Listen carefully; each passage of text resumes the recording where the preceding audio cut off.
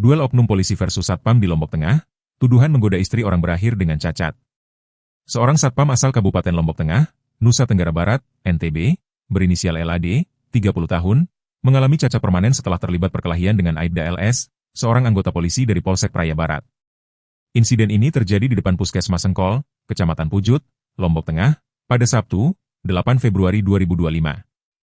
Akibat perkelahian tersebut, kedua tangan LAD mengalami cedera serius, membuatnya tidak bisa lagi bekerja sebagai Satpam. LAD berharap Kapolres Lombok Tengah, AKBP Iwan Hidayat, dan jajarannya menangani kasus ini secara transparan dan adil.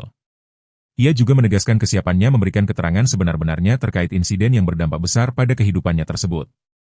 Pada Kamis, 6 Maret 2025, LAD telah dipanggil sebagai saksi oleh Polres Lombok Tengah. Dalam pemeriksaan, ia dimintai keterangan mengenai awal mula konflik hingga terjadinya perkelahian. Di sisi lain, Kasih Humas Polres Lombok Tengah, Ibtu Lalu Brata Kusnadi, menegaskan bahwa kasus ini akan ditangani dengan profesional dan adil, meskipun melibatkan anggota kepolisian. Dugaan penyebab perkelahian. LAD mengungkapkan bahwa perkelahian bermula karena dirinya merasa istrinya diganggu oleh Aibda LS.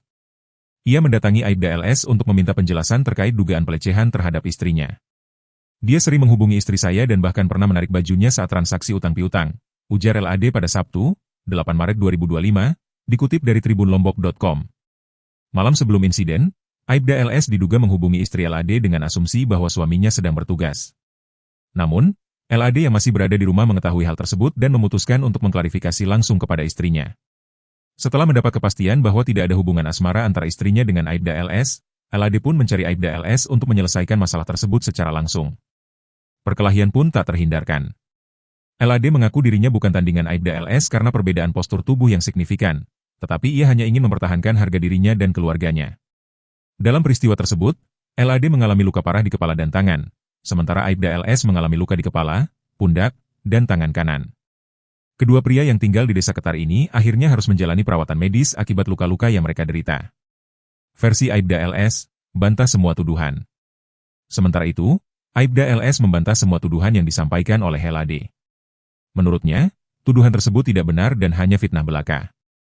Aibda LS juga mengungkapkan bahwa sebelumnya LAD pernah terlibat dalam kasus kriminal dan mengira dirinya masih menyimpan dendam terhadapnya.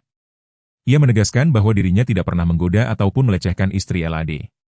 Saya bersumpah demi Tuhan, tidak pernah melakukan hal seperti itu, tegas Aibda LS. Menurut Aibda LS, perkelahian terjadi karena LAD datang bersama beberapa orang lainnya dan langsung menyerangnya.